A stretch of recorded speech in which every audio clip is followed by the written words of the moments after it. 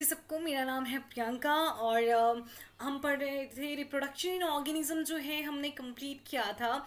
और आज हम जो है एक रिवीजन लेक्चर लेने वाले हैं उस पे पूरा रिवीजन ही उन स्टूडेंट्स के लिए जिन्होंने पहले के लेक्चर्स जो हैं वो कंप्लीट करे हैं।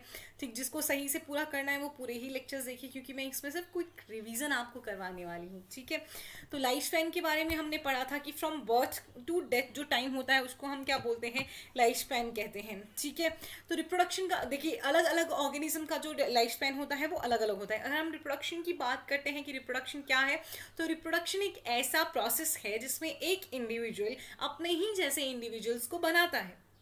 ठीक है, चाहे वो एसेक्सुअल मीन्स से हो चाहे वो सेक्सुअल मीन्स से हो। ठीक, रिप्रोडक्शन इंश्योर करता है कि एक स्पीसीज जो है वो जनरेशन आफ्टर जनरेशन चलती रहे, क्योंकि अगर जनरेशन आफ्टर जनरेशन चलनी है तो क्या होना है, रिप्रोडक्शन होना है। एक स्पीसीज ने अगर रिप्रोड्यूस नहीं किया तो आगे के लिए उसकी स्पीसीज जो है वो नहीं बनेगी। तो कॉन्टिन्यूटी ऑफ लाइफ जो है वो कौन इंश्योर करता है, रिप्रोडक्शन। लाइफ स्पैन हमने कहा कि क्या होता है, from birth to death in between जो पूरा टाइम पीरियड आया उसको हम बोलते हैं लाइफ स्पैन। अलग अलग इंडिविजुअल का लाइफ स्पैन जो है वो अलग अलग होता है। आप देख सकते हैं एलिफेंट का लाइफ स्पैन है 60 to 90 years, dog 20 to 30 years, butterfly 1 to 2 weeks, crow 15 years, parrot 140 years, cow 20 to 25 years, horse 60 years, crocodile 60 years, fruit fly 30 days, tortoise 100 to 150 years, rose 5 to 7 years, banana tree 25 years, rice plant 3 to 4 months and banyan tree 200 years। समझ गए ना आप। अब types of reproduction की हम बात करते हैं तो दो तरह का मेन रिप्रोडक्शन आता है, एसेक्सुअल एंड सेक्सुअल रिप्रोडक्शन। तो एसेक्सुअल में रिप्रोडक्शन में क्या होगा बेटा, फ्यूजन ऑफ गैमेट्स हो भी सकता है नहीं भी हो सकता है, और सेक्सुअल में क्या होगा, फ्यूजन ऑफ गैमेट्स होना ही होना है। ठीक, अब देखिए किस पे डिपेंड करता है, based on whether there is one और टू ऑर्गेनिज्म। ये लिखा गया है एनसीईआरटी पे कि एक ऑर्गेनिज्म है या दो ऑर्गेनिज्म है, मतलब दो ऑर्गेनिज्म सेक्सुअल रिप्रोडक्शन में पार्ट ले रहे हैं। उस बेसिस पे जो है सेक्सुअल रिप्रोडक्शन दो तरह का होता है। एक हमने बोल दिया एसेक्सुअल, एक बोल दिया सेक्सुअल। एसेक्सुअल में एक ही ऑर्गेनिज्म होगा, सेक्सुअल में दो ऑर्गेनिज्म होंगे। तो पहले हम डिटेल में बात करेंगे एसेक्सुअल रिप्रोडक्शन के बारे में। तो एसेक्सुअल रिप्रोडक्शन मेनली उन ऑर्गेनिज्म में होगा जिनका ऑर्गेनाइजेशन क्या होता है, थोड़ा सिंपल होता है। हमने कहा based on number of parents कि either one parent is involve और टू पेरेंट्स आर इन्वॉल्व। तो in asexual reproduction there is only single parent involve. ठीक, अब एसेक्सुअल रिप्रोडक्शन में गैमीट फॉर्मेशन हो भी सकता है और नहीं भी हो सकता है। ठीक है, गैमीट फॉर्मेशन हो जाए लेकिन गैमीट का फ्यूजन नहीं होना चाहिए। अब एक ही पेरेंट्स इन्वॉल्व है सेक्सुअल रिप्रोडक्शन में तो उसकी पूरी की पूरी जीन्स जो है वो नेक्स्ट जनरेशन में जाएंगी। तो कोई भी रिकॉम्बिनेशन देखने को नहीं मिला, कोई भी नया जो प्रोडक्ट है वो नहीं आएगा, वैसा का वैसा ही आएगा। तो ऑर्गेनिज्म जो आएगा वो मॉर्फोलॉजिकली और जेनेटिकली बाहर से भी देखने में, और उसकी जीन्स भी कैसी होंगी, अपने पेरेंट की तरह होंगी, और बाकी के जो ऑफस्प्रिंग होंगे सबके एक दूसरे के जैसी होंगी, मतलब पेरेंट के भी वो सिमिलर होंगे और एक दूसरे के भी वो सिमिलर होंगे, इसलिए वो एक दूसरे के क्या कहलाएंगे, क्लोन्स। लेकिन एक ग्रुप में एक सिंगल इंडिविजुअल को क्या हम बोलेंगे, रैमिट, और दो रैमिट एक दूसरे के क्या होंगे, क्लोन्स। ठीक, protista and Monera. Protista and Monera क्या है बेटा, सिंगल सेल्स इनमें पाई जाती हैं। प्रोटिस्टा जो है वो eukaryote, single celled eukaryotic kingdom है ये प्रोटिस्टा और मोनेरा। मोनेरा में कौन से आते हैं, प्रोकैरियोट्स आते हैं। ठीक, पेरेंट सेल डिवाइड करती है और दो नए इंडिविजुअल बनाती है। इनमें क्या होता है, सेल डिवीजन ही सेक्सुअल रिप्रोडक्शन का, मतलब सेक्सुअल नहीं, सॉरी मैं बोलूंगी सेक्सुअल नहीं है। ठीक है, सेल डिवीजन ही रिप्रोडक्शन का मोड होता है, क्योंकि एक सेल दो में डिवाइड हो रही है, दो नए बना रही है वो। ठीक, तो इनमें क्या हो गया, सेल डिवीजन ही रिप्रोडक्शन का एक मोड हो गया। इनमें समझ नहीं आता है कि सेल डिवीजन है या रिप्रोडक्शन का एक मोड है। और इनमें सिंगल सेल ऑर्गेनिज्म इमॉर्टल होते हैं। इमॉर्टल क्यों होते हैं, क्योंकि इनमें जब एक सेल दो में डिवाइड करती है तो पीछे ऐसा कुछ भी नहीं बचता है जिसकी डेथ हो, इसीलिए सिंगल सेल ऑर्गेनिज्म कैसे होते हैं, इमॉर्टल। तो सिंगल सेल ऑर्गेनिज्म देखिए आप, बाइनरी फिजन हो जाता है। बाइनरी फिजन में क्या होता है, अगेन इसमें एक सेल दो में डिवाइड करेगी। बाइनरी फिजन का मेन एग्जांपल जो है वो है अमीबा, पैरामीशियम एंड यूग्लिना। अगर मैं बोल रही हूँ तो आप यूग्लिना भी यहाँ पे नोट करेंगे। बाइनरी फिजन, एक मल्टीपल फिजन भी होता है बेटा। मल्टीपल फिजन प्लाज्मोडियम में आपको देखने को मिलता है, जिसमें पहले क्या होता है, बहुत सारे एक सेल है, एक सेल में न्यूक्लियस है, पहले न्यूक्लियस का डिवीजन होगा, बहुत सारे न्यूक्लियाई बन जाएंगे, बहुत सारे न्यूक्लियाई बन जाएंगे, और उसके बाद साइटोप्लाज्म का डिवीजन होगा और बहुत सारी सेल बनेगी। जब एक सेल से बहुत सारी सेल बनती हैं तो उसको बोलते हैं मल्टीपल फिजन। बाइनरी फिजन जो है उसमें एक सेल से दो ही सेल बनती है। Amoeba, paramecium and Euglena. Euglena में होता है लॉन्गिट्यूडनल फिजन, पैरामीशियम में होता है ट्रांसवर्स फिजन, अमीबा में होता है इरेगुलर फिजन। अब इस चीज को मैंने एक्सप्लेन किया है पहले के लेक्चर्स में बहुत अच्छे से, अगर जिसने लेक्चर्स देखे हैं उसको पता चल रहा होगा, जिसने नहीं देखे हैं उसको नहीं पता चल रहा होगा, हर एक चीज़ में यहाँ नहीं एक्सप्लेन कर रही हूँ बच्चे। बडिंग जो है क्या होता है, छोटी सी बड पेरेंट प्लांट से निकलती है, पहले वो पेरेंट प्लांट के साथ अटैच रहती है, और उसके बाद जो है जैसे ही वो बड़ी होती है, अपना खाना वाना बनाने लायक हो जाती है, तो वो पेरेंट प्लांट से अलग हो जाती है। फॉर एग्जाम्पल यीस्ट, तो देखिए इसमें आपको अनइक्वल डिवीजन जो है वो देखने को मिल रहा है। देखिए एक छोटी सी बड बनी, थोड़ी सी बड़ी वो होगी और इससे अलग हो जाएगी, और ये दो ईस्ट बन जाएंगे। और यहाँ पे आपको बाइनरी फिजन देखने को मिल रहा है। अमीबा में देखिए एक सेल है, कितने में डिवाइड होगी, दो सेल में डिवाइड होगी, पीछे कुछ नहीं बचेगा जिसकी डेथ होगी। इसलिए सिंगल सेल ऑर्गेनिज्म कैसे होते हैं, कैसे होते हैं, इमॉर्टल होते हैं। और यीस्ट क्या है बेटा, यीस्ट एक फंगस है, और अमीबा क्या है, अमीबा एक प्रोटिस्ट है। ठीक है, चलिए स्पोर्स की देखते हैं। स्पोर देखिए, फंजाई और एल्गी की हम बात करते हैं तो उसमें क्या होता है, स्पोर्स होते हैं। स्पोर्स के बारे में बात करने से पहले मैं आपको बता दूं कि बडिंग जो है वो यीस्ट में हो गई। हाइड्रा एंड स्पॉन्जेस, स्पॉन्जेस आपने 11th में एनिमल किंगडम में फर्स्ट जो आप पढ़ते हैं ना फाइलम पॉरीफेरा, पॉरीफेरा क्या होते हैं, sponges. Exogenous bird, endogenous bird, exogenous bird किसमें आ गई, हाइड्रा एंड मतलब बाहर की तरफ को जो बर्ड है यीस्ट में। एंडोजिनस बर्ड किसमें होती है, स्पॉन्जेस में। देखिए ये क्लेमाइडोमोनास, क्लेमाइडोमोनास पहले इसको देखिए बहुत जगह इसको एल्गी में अब भी रखा जाता है, लेकिन यू शुड नो कि क्लेमाइडोमोनास किसमें आता है, प्रोटिस्ट में आता है। ठीक है, क्लेमाइडो जितने भी सिंगल सेल यूकेरियोटिक सेल्स हैं वो किसमें आती है, प्रोटिस्ट में आती हैं। ये देखिए फर्स्ट पे आपको दिया है जू स्पोर्स ऑफ क्लेमाइडोमोनास। देखिए मोटाइल स्पोर हमने कहा था, तो आपको फ्लैजेला नजर आ रहे हैं। जू spores of Chlamydomonas. Conidia of penicillium, penicillium क्या है, एक फंगस है। ठीक, ये देखिए हाइड्रा और ये जेम्यूल इन स्पॉन्ज। देखिए फंजाई और देखिए अभी बात की हमने कि जो एल्गी है उनमें कुछ क्या होता है, रिप्रोडक्टिव स्ट्रक्चर्स होते हैं, जैसे जूस्पोर्स हो गई, कॉनिडिया हो गया, पेंसिलियम में बर्ड हो गया, हाइड्रा में जेम्यूल हो गया, स्पॉन्जेस में। अब वेजिटेटिव प्रोपगेशन की बात करते हैं। वेजिटेटिव प्रोपगेशन भी एक तरह का एसेक्सुअल रिप्रोडक्शन ही होता है, क्योंकि उसमें भी एक ही मतलब उसमें फ्यूजन ऑफ गैमेट्स नहीं होता है, और जो भी ऑफस्प्रिंग आएंगे वो जेनेटिकली और मॉर्फोलॉजिकली एक दूसरे के भी सिमिलर होंगे और अपने पेरेंट के भी सिमिलर होंगे। तो जो भी स्ट्रक्चर जो है प्लांट का, जो भी स्ट्रक्चर वेजिटेटिव प्रोपगेशन में पार्ट ले रहा होता है उसको हम क्या बोल देते हैं, प्रोपग्यूल। जो भी स्ट्रक्चर जो है वो पार्ट ले रहा होता है किसमें, वेजिटेटिव रिप्रोडक्शन में, उसको हम क्या बोल देते हैं, प्रोपग्यूल हम उसको बोल देते हैं। ठीक है, जैसे कि runner, rhizome, Shankar, tube, offset and bulb, इनका हर एक का एग्जांपल मैंने आपको बताया था। देखिए यहाँ पे भी पूरे के पूरे एग्जांपल दिए गए हैं। ठीक, रूट्स में देखिए डेलिया, एस्पेरेगस, डेलबर्जिया आपको मेनली याद रखना है। ट्यूबर्स में पोटैटो एंड आर्टिचोक। आर्टिचोक का मेरे बच्चे मैंने आपको बताया भी था कि इसमें फूड रिजर्व मटेरियल क्या होता है, इनुलिन। इनुलिन क्या है, क्या है inulin, polymer of fructose. Bulb में देखिए garlic and onion, rhizome, ginger, turmeric, banana यहाँ पे नहीं रहेगा, शक्कर में रहेगा। आप यहाँ पे जिंजर और टर्मरिक ही राइजोम में मेनली याद रखेंगे। कॉर्न, कोलोकेशिया, क्रोकस, मैंने कहा था सेफ्रॉन, केसर को क्रोकस कहा जाता है, अमोर्फोफेलस, ये तीनों एग्जांपल आपको याद रखने हैं। शकस, मिंट एंड क्राइसेंथेमम, यहाँ पे आप बनाना ऐड कर सकते हैं। रनर्स में साइनोडॉन आप एग्जांपल याद रखेंगे। स्टोलन्स में जैस्मिन एंड ऑक्सैलिस मैंने लिखवाए हुए हैं, आप पहले के लेक्चर्स चेक कर सकते हैं। Offset, pistia and Eichhornia. Leaves देखिए ब्रायोफाइलम वेरी इंपॉर्टेंट, बाकी सब आप इग्नोर भी कर सकते हैं, लेकिन आप वॉकिंग फर्न को भी याद रखेंगे। ठीक है, ब्रायोफाइलम में जो वेजिटेटिव रिप्रोडक्शन होता है वो किससे होता है, लीव्स से होता है। ठीक, एक ट्यूरियन आप याद रखिए। फ्लैशी बर्ड, एक्वेटिक प्लांट्स जो है उनमें क्या होता है, बर्ड जो निकलती है वो थोड़ी फ्लैशी होती है, तो उसको क्या टर्म दी जाती है, ट्यूरियन। एक्वेटिक प्लांट्स मतलब पानी में जो प्लांट है उनमें जो बड बनेगा वो थोड़ा कैसा बनेगा, फ्लैशी। और वो बड क्या होता है, पेरेंट प्लांट से अलग होकर नया प्लांट में कन्वर्ट कर देता है, उसी को हम क्या बोलते हैं, ट्यूरियंस। तो यूट्रिकुलेरिया एंड पोटामोजिटॉन जो है इसके एग्जांपल्स आ जाते हैं।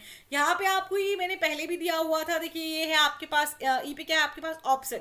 आप ही इनके आंसर करेंगे। पिछली बार भी बहुत अच्छे कुछ बच्चे हैं जिन्होंने आंसर किया था, कुछ बच्चे बहुत ही रेगुलर हैं और बहुत अच्छे से देख रहे हैं। आई एम श्योर बेटा आप ऐसे ही रखेंगे तो आप डेफिनेटली नीट क्रैक करेंगे। ठीक है, तो इनके नाम आज फिर से आप ही इनके नाम बताएंगे। ठीक है, वाटर हाइसिंथ की अगर हम बात करते हैं तो वो क्या है, टेरर ऑफ बंगाल। जो यहाँ पे हम दिखा रहे हैं आपको, ये क्या है, terror of Bengal water hyacinth, जो कि एक ऑफसेट है, बहुत ही इन्वेजिव डिजीज वीड है। डिजीज ही ले लो, क्योंकि ये खड़े हुए पानी में पाया जाता है बेटा। जहां भी खड़ा हुआ पानी होगा ये पूरी तरह से फैल जाएगा, क्योंकि इसका कोई भी हिस्सा अगर कटता है ना तो वो नया नया नया स्ट्रक्चर बनाता रहता है। अभी ये इतना डेंजरस क्यों है, क्योंकि ऑक्सीजन ड्रेन कर लेता है वाटर से, वाटर, और क्या हो जाती है, फिशेस की डेथ हो जाती है। मैंने कहा था आपको कि मछली जल की रानी है, जीवन उसका पानी है भाई। पानी में नहीं बचा क्या ऑक्सीजन, तो वो जिएगी कैसे। ठीक, अब इसको इंडिया में इंट्रोड्यूस किया गया था क्योंकि इसके बहुत ही सुंदर सुंदर फ्लावर थे, समझ गए ना। मोस्टली जो सिंपलर ऑर्गेनिज्म है वो कैसे शो करते हैं बेटा, यहाँ मतलब सिर्फ पढ़ो मत देखो, नहीं सुनो मुझे कि मैं क्या बोल रही हूँ, समझ गए ना, ठीक। कि एसेक्सुअल रिप्रोडक्शन जो है वो मेनली जो सिंपल ऑर्गेनिजम्स हैं उनमें मेनली कैसा होता है, एसेक्सुअल रिप्रोडक्शन। वो कब सेक्सुअल रिप्रोडक्शन करेंगे, जब अनफेवरेबल कंडीशन आएंगी। एल्गी और फंजाई कब करेगी सेक्सुअल रिप्रोडक्शन शो, जब अनफेवरेबल कंडीशन आएगी। और वो क्यों शो करेंगी, क्योंकि उनको सर्वाइव करना है, सर्वाइवल ऑफ द फिटेस्ट। अब एसेक्सुअल रिप्रोडक्शन से तो फिटेस्ट नहीं आ जाएगी उनकी प्रोजेनी, सेक्सुअल रिप्रोडक्शन से ही क्या बनेंगे, रिकॉम्बिनेशन बनेंगे, नई नई वेरिएशन आएंगी, और तभी तो प्रोजेनी क्या बनेगी, फिट बनेगी और सर्वाइव कर पाएगी। सेक्सुअल रिप्रोडक्शन में अब देखिए क्या होता है, फ्यूजन ऑफ गैमीट्स, दो अपोजिट सेक्स के जो मेल एंड फीमेल गैमीट हैं वो फ्यूज करेंगे, ना तो वो फिर जो ऑफस्प्रिंग आएगा ना वो एक दूसरे के आइडेंटिकल होंगे, ना ही अपने पेरेंट के आइडेंटिकल होंगे। सेक्सुअली प्रोडक्शन जितने भी ऑर्गेनिज्म है, हालांकि उनका शेप साइज जो है एनाटॉमी जो है बहुत डिफरेंट है, लेकिन वो सेम पैटर्न शो करना है। सेम पैटर्न का मतलब है बेटा कि पहले वो छोटे छोटे होंगे, फिर वो मैच्योर होंगे, फिर उनकी डेथ हो जाएगी। मैच्योरिटी के टाइम पे वो क्या करेंगे, रिप्रोडक्शन शो करेंगे, वो ऑफस्प्रिंग नए बनाएंगे। तो तीन मेन फेजेस आ जाती हैं सेक्सुअल रिप्रोडक्शन में, juvenile, reproductive and senescent phase. Juvenile phase वो जिसमें हम अभी छोटे ही हैं, थोड़े बड़े हो रहे हैं। देखिए ह्यूमंस में जो 10 to 12 years, 12 to 14 years, sorry 12 to 14 years girls में प्यूबर्टी पीरियड कहा जाता है, बॉयज में जो है जनरली 14 to 16 ईयर्स कहा जाता है। लेकिन ये वेरी करता है फ्रॉम प्लेस टू प्लेस, ये वेरी करता है। जैसे इंडिया के लिए अलग होगा, अफ्रीका के लिए अलग होगा, यूरोप के लिए, यूरोपियन कंट्रीज जो हैं वो उनके लिए अलग अलग होगा, ठीक। तो सब जगह के लिए जो प्यूबर्टी पीरियड है वो वेरी करता है। जुवेनाइल फेज को ही प्लांट्स में क्या कहा जाता है, वेजिटेटिव फेज। और जैसे ही जुवेनाइल फेज खत्म होता है तभी क्या शुरू हो जाता है, रिप्रोडक्टिव फेज। रिप्रोडक्टिव फेज जो है बेटा वो देखिए कुछ सीजनल होते हैं प्लांट्स। मैंने आपको मोनोकार्पिक पॉलीकार्पिक टर्म भी बताई थी। पॉलीकार्पिक प्लांट्स जो कि अपनी लाइफ टाइम में बहुत बार फ्लावर करते हैं, मोनोकार्पिक जो एक ही बार फ्लावर करते हैं। और ऐसे ही मोनोकार्पिक प्लांट्स आपके पास आते हैं बैम्बू, जो कि अपनी लाइफ टाइम में सिर्फ एक बार फ्लावर करता है, और एक बार फ्लावर करने के बाद जो है उसकी डेथ हो जाती है। तो वो 50 से 100 साल के बाद जो है वो फ्लावर करता है। स्ट्रॉबिलेंथस कुंथियाना नीला कुरंजी जो है वो 12 साल में फ्लावर करता है। तो देखिए अब आपको ये भी बताना है कि लास्ट टाइम वो कब फ्लावर किया था और ये कहाँ कहाँ पाया जाता है। जितने भी प्लेसेंटल एनिमल्स होते हैं, ठीक, उनमें क्या होता है, कुछ चेंजेस आते हैं, साइक्लिक चेंजेस आते हैं। किसकी वजह से आते हैं, हार्मोन्स की वजह से आते हैं। और आपको भी पता है कि हार्मोन्स को सिक्रीट करने वाली ग्लैंड्स कौन सी होती हैं एनिमल्स में, एंडोक्राइन ग्लैंड, चाहे प्लांट है चाहे एनिमल्स हैं। हार्मोन और कुछ इन्वायरमेंटल फैक्टर्स हैं जो रिस्पॉन्सिबल होते हैं किसके लिए, साइक्लिक रिप्रोडक्टिव फेजेस के लिए। और जो फेजेस ऑफ लाइफ चल रही है, फेजेस ऑफ लाइफ मतलब जुवेनाइल से क्या आया, रिप्रोडक्टिव फेज आया, रिप्रोडक्टिव से क्या आया, सेनेसेंट फेज आया। तो इनमें जो चेंज होगा उसके लिए क्या रिस्पॉन्सिबल होंगे, कुछ environmental factors and hormonal interactions. अब हम बात कर लेते हैं प्लेसेंटल मैमल्स पे। प्लेसेंटल मैमल्स क्या हो गया बेटा, ऐसे मैमल, ये क्या है, एक क्लास है, ऐसे मैमल जिनमें प्लेसेंटा बनता है उनको हम क्या बोलते हैं, प्लेसेंटल मैमल। उनमें भी आगे प्राइमेट और नॉन प्राइमेट दो आते हैं। प्राइमेटा एक ऑर्डर है, ठीक, हम किस में आते हैं, ऑर्डर प्राइमेटा में आते हैं, ठीक है। देखिए menstrual cycle, monkeys, apps and human being किसमें आए, प्राइमेट्स में। तो इनमें 3 फेजेस मेनली होते हैं, menstrual, proliferative and secretary phase. देखिए मेंस्ट्रुअल फेज में क्या होता है, ब्लड बाहर आता है। प्रोलिफरेटिव में क्या होता है, फिर से जो है वो सेल्स बनती हैं, ठीक है, दोबारा से क्या होगा, सेल्स बनती हैं। आपने प्राइमरी oocyte सेकेंडरी oocyte पढ़ना है, अभी आपको पता चलेगा, वो बनेगा। मेंस्ट्रुअल में सब टूट गया, प्रोलिफरेटिव में बनेगा। सिक्रेटरी फेज में क्या होता है, हार्मोन्स रिलीज होते हैं, ठीक।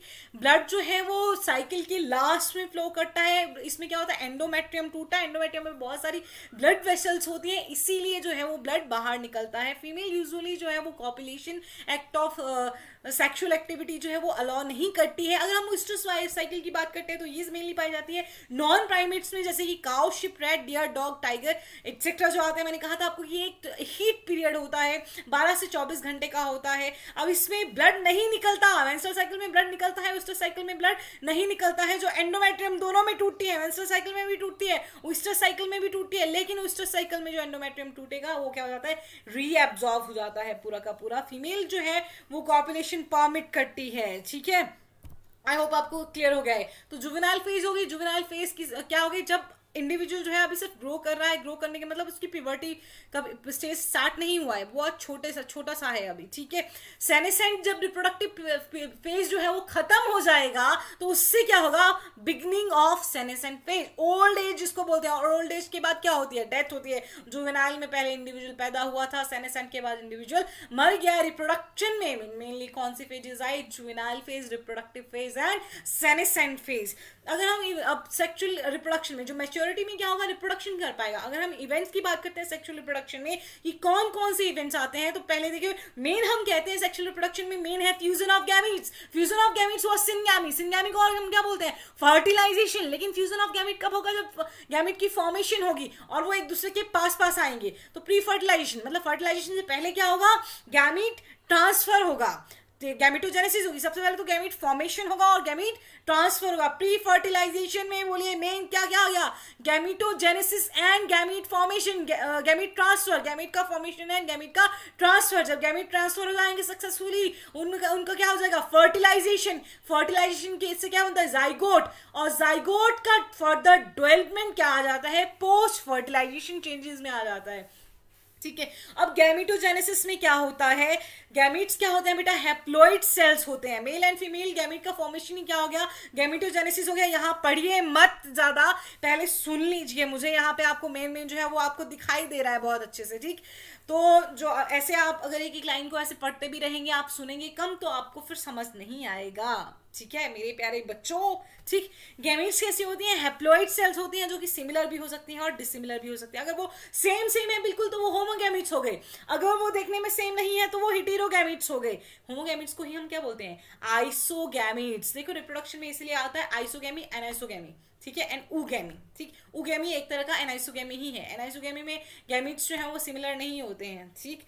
देखिए हायर प्लांट्स में, हायर ऑर्गेनिज्म में, ठीक, गैमीट्स जो होते हैं वो क्या होते हैं, जैसे हमने कहा हेटेरोगैमीट्स देखने में सेम नहीं होते हैं। मेल को यूजुअली क्या बोलते हैं, एंथेरोजॉइड और स्पर्म। फीमेल को क्या कहा जाता है, ओवम और एग, ठीक। देखिए ये आपके पास ए पे क्या आ गया, क्लैडोफोरा के होमोगैमीट्स, बी पे फ्यूकस के हेटेरोगैमीट्स, सी पे ह्यूमन बींग्स के हेटेरोगैमीट्स, ठीक है। फंजाई और जो फंजाई है आपके पास, ठीक, उनमें क्या होता है, स्पोर्स की बात अगर हम करते हैं, ठीक, स्पोर्स भी बनते हैं उनमें, ठीक। यहाँ पे मैं पिक्चर इंसर्ट करना भूल गई हूँ, ठीक। आपने बहुत बार पढ़ा था वो कोनिडियो स्पोर्स वगैरह पढ़ लिए थे आपने शायद, ठीक है। मोनिशियस एंड डायोशियस टर्म्स जो हैं क्या होती हैं। मोनिशियस क्या होता है बेटा, जब एक ही बॉडी पे मेल और फीमेल दोनों सेक्स ऑर्गन होंगे, हम क्या बोलेंगे, प्लांट को, एनिमल को हम क्या बोलेंगे, मोनिशियस एंड बाइसेक्सुअल। डायोशियस जब mail and female sex organ जो हैं दो अलग बॉडीज पे हैं, तो वो क्या हो गया, डायोशियस एंड यूनिसेक्सुअल।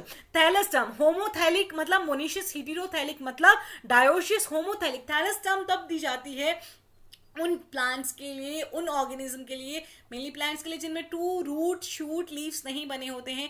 फंजाई को एग्जैक्टली पहले प्लांटे में ही रखा गया था, बट सिर्फ उसमें क्या नहीं होता, फोटोसिंथेसिस नहीं होती है, otherwise it is very similar to the plants, ठीक। तो फंजाई में, एल्गी में, ब्रायोफाइट में क्या टर्म यूज की जाती है, थैलस टर्म यूज की जाती है। हम प्लांट्स की बात करते हैं, अगर एक फ्लावर में जो है वो फीमेल फ्लावर नहीं है, सिर्फ स्टेमन है, फ्लावर को बोलेंगे स्टैमिनेट, और अगर सिर्फ पिस्टल है तो उसको बोलेंगे हम पिस्टिलेट। अब बाइसेक्सुअल एनिमल्स अगर हम बोलते हैं तो देखिए अर्थ फॉर्म, मेल एंड फीमेल, आपको डायग्राम दिखाया गया था। कॉकरोच भी आपको दिखाया गया था। कॉकरोच क्या होता है, यूनिसेक्सुअल। अर्थ फॉर्म, स्पॉन्जेस, टेप वॉर्म। अर्थ फॉर्म, वॉर्म वॉर्म याद रखिए, हर्मेफ्रोडाइट किसे याद रखना है, अर्थ फॉर्म, स्पॉन्जेस, टेप वॉर्म। अर्थ फॉर्म, स्पॉन्जेस, टेप वॉर्म, या एग्जाम्पल याद रखने हैं बेटा बाइसेक्सुअल के। अर्थ फॉर्म का तो आपने स्ट्रक्चर भी देखा हुआ है। स्पॉन्जेस एंड टेप वॉर्म क्या आ जाएगा, हर्मेफ्रोडाइट, बाइसेक्सुअल। ह्यूमन बींग तो आपको ऐसे ही पता चल जाएगा, कॉकरोच भी याद रहेगा कि कैसे होते हैं, यूनिसेक्सुअल होते हैं। गैमीट्स हमेशा क्या बोला मैंने, हैप्लॉइड होते हैं। हैप्लॉइड जो है, पेरेंट बॉडी हैप्लॉइड और डिप्लॉइड कुछ भी हो सकती है, लेकिन गैमीट हमेशा कैसा होगा, हैप्लॉइड होगा। हैप्लॉइड गैमीट जो है कैसे बनाएगा, हैप्लॉइड ऑर्गेनिज्म कैसे बनाएगा, गैमीट्स को माइटोसिस से, और डिप्लॉइड कैसे बनाएगा, मियोसिस से। लेकिन आपने एक और पढ़ा था कि क्या हैप्लॉइड गैमीट में कभी मियोसिस होगा ही नहीं, इसका जवाब मैं दे चुकी हूँ, अभी नहीं बता रही हूँ।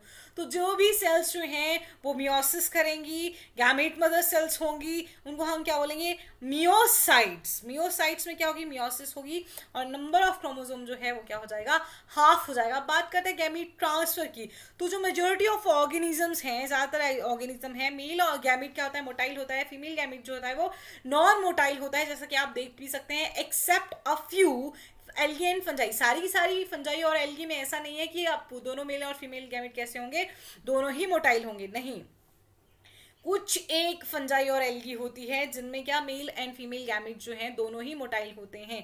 अगर हम एल्गी, फंजाई, ब्रायोफाइट, टेरिडोफाइट्स की बात करते हैं तो उनमें मीडियम जो होगा वो गैमेट ट्रांसफर का वो क्या होगा, वाटर, और हमने टर्म क्या दी थी, ज़ूइडोगैमी। और बहुत सारे जो है वो मेल गैमेट रिलीज किए जाते हैं, किस चीज़ के लिए, ताकि वो फीमेल गैमेट तक पहुंच सके, क्योंकि ज़ूइडोगैमी के टाइम पे क्या होगा, बहुत सारे मेल गैमेट जो है वो इधर उधर चले जाएंगे, तो उस चीज़ को कंपेंसेट करने के लिए बहुत हायर नंबर में जो है वो मेल गैमेट रिलीज किए जाते हैं। अगर हम हायर प्लांट की बात करते हैं तो उनमें पॉलन ग्रेन सबसे पहले बना था जिम्नोस्पर्म में। तो जिम्नोस्पर्म जो है पॉलन ट्यूब जो सबसे पहले बनी थी वो किसमें बनी थी, जिम्नोस्पर्म में बनी थी। और जिम्नोस्पर्म में अब पॉलन ट्यूब से जब मेल गैमेट को फीमेल तक पहुंचाया जाएगा तो उसको हम क्या कहते हैं, हम उसको हम कहते हैं साइफोनोगैमी। ठीक, pollen grain must be transferred from anther to stigma to facilitate fertilization। ये आ गया आप गैमीट ट्रांसफर। पहले हमने क्या पढ़ा, गैमीट फॉर्मेशन, अब हम क्या पढ़ रहे हैं, गैमीट ट्रांसफर।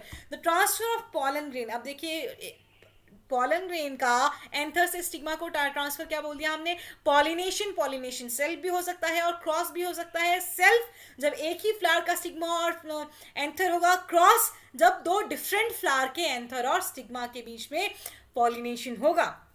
ठीक है, किसके, ओव्यूल के नजदीक ले जाना पड़ता है ना, ओवरी पिस्टिल में क्या है, स्टिग्मा स्टाइल ओवरी, ओवरी में क्या है, ओव्यूल, ओव्यूल में क्या है, एम्ब्रियो सैक बेटा, और एम्ब्रियो सैक में है एग। समझ गए ना आप।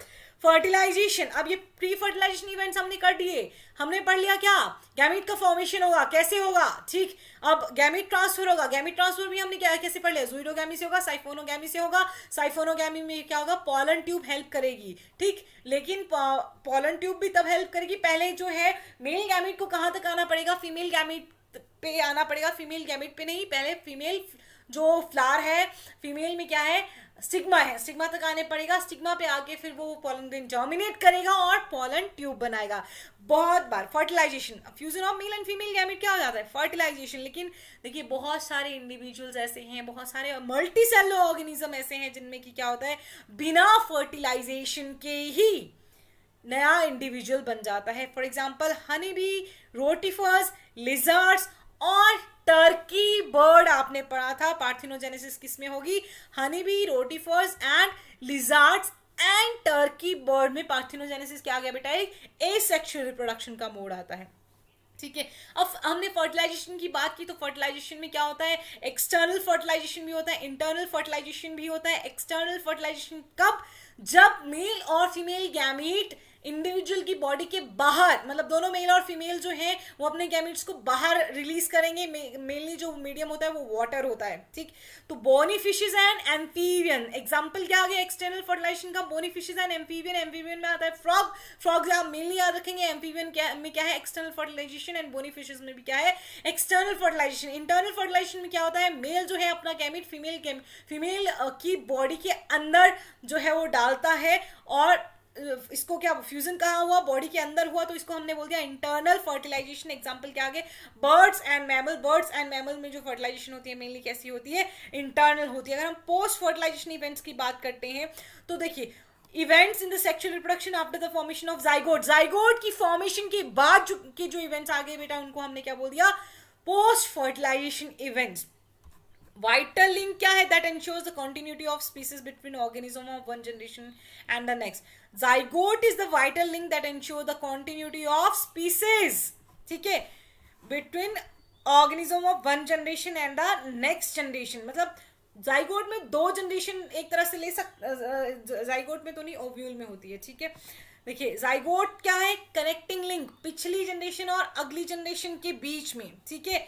जाइगोट कैसा होता है, डिप्लॉइड, पहली जो सेल होती है जिंदगी की, लाइफ की जो पहली सेल है वो होती है डिप्लॉइड जाइगोट। जितने भी देखिए every sexually reproducing organism including human being begin life as a single cell the zygote, ठीक।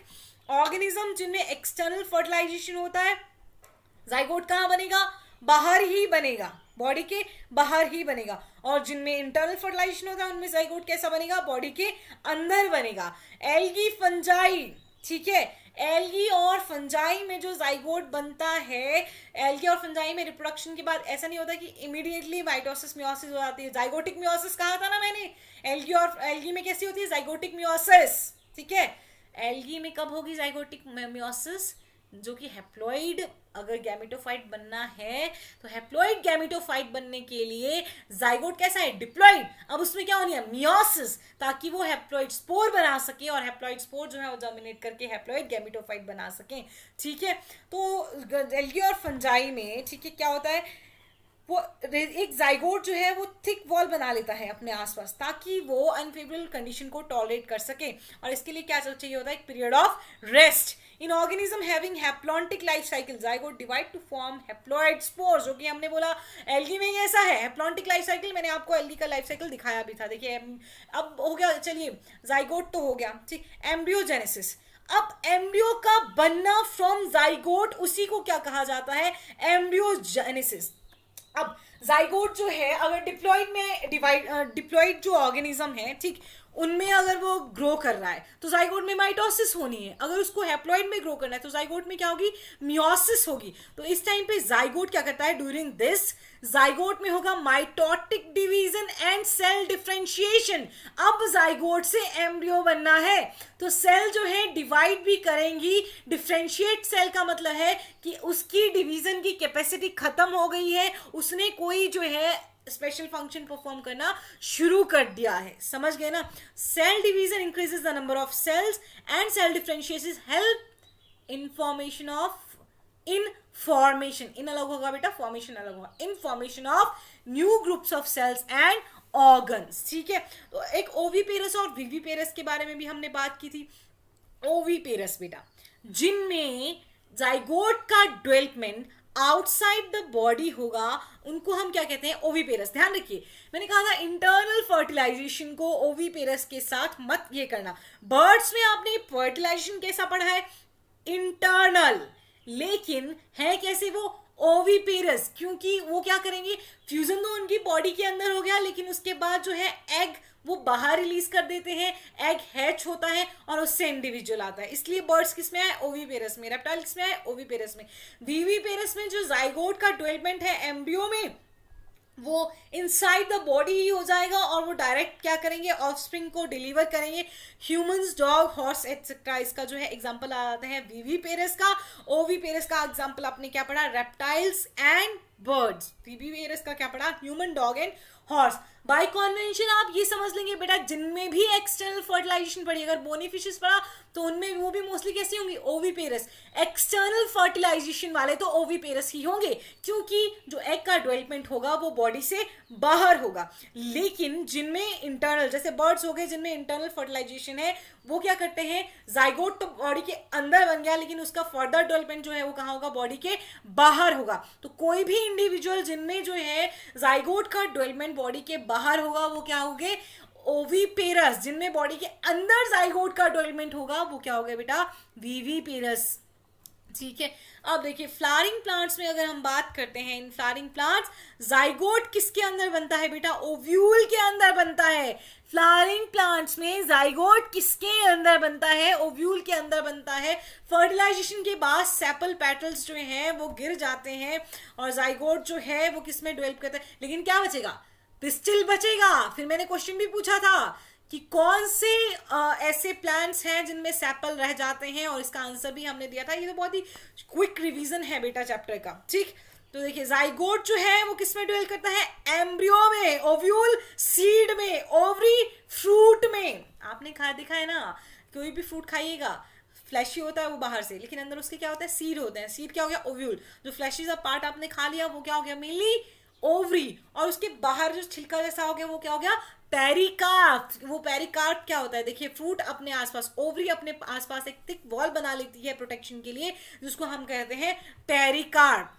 जब भी सीड, देखिए डिस्पर्सल मतलब सीड डिस्पर्स हो गया, जैसे हमने आपने फ्रूट खाया और सीड को फेंक दिया तो वो गया डिस्पर्सल ऑफ सीड। एंड उसको क्या बोलेंगे हम, ह्यूमन के थ्रू जो उसका डिस्पर्सल हुआ है।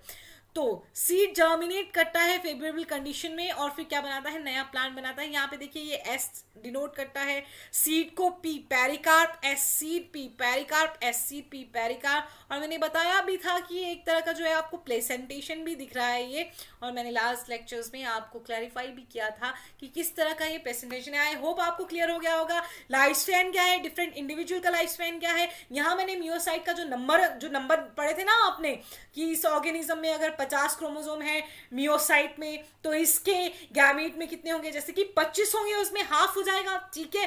वो चार्ट भी आप पढ़ लेंगे। एसेक्सुअल रिप्रोडक्शन हो गया, सेक्सुअल रिप्रोडक्शन हो गया। एसेक्सुअल रिप्रोडक्शन में बर्डिंग के एग्जांपल देंगे आप, हाइड्रा, यीस्ट, स्पॉन्जेस, ठीक है। अब बाइंड डिफ्यूजन के एग्जांपल दीजिएगा, पैरामीशियम, यूग्लिना एंड अमीबा, ठीक है। अगर मैं पार्थिनोजेनेसिस के एग्जांपल पूछूं तो जल्दी से बताइए, रोटिफर्स, हनी बी और लिजार्ड्स एंड एक बर्ड, कौन सा, टर्की। अब मैं पूछती हूँ एक्सटर्नल फर्टिलाइजेशन के एग्जांपल, तो फटाफट से बोलेंगे amphibians and bony fishes. Internal fertilisation के एग्जांपल में क्या आ जाएगा, बर्ड्स एंड मैमल्स, ठीक है। ये सब पढ़ा है ना बेटा आपने, ठीक। तो ये हो गया आपका रिवीजन। एग्जांपल को बहुत अच्छे से पढ़िए। स्ट्रोबिलैंथिस कुंथियाना कितने साल में फ्लावर करता है, 12 ईयर्स में, और कहाँ कहाँ होता है ये आप ही बताने वाले हैं, ठीक है। तो तैयार रहिए, टेस्ट कभी भी हो सकता है, बता दिया है वैसे मैंने, कल ही तुम्हारा टेस्ट है, ठीक। तो अच्छे से आई होप आपने रिवाइज किया होगा। चलिए, धन्यवाद।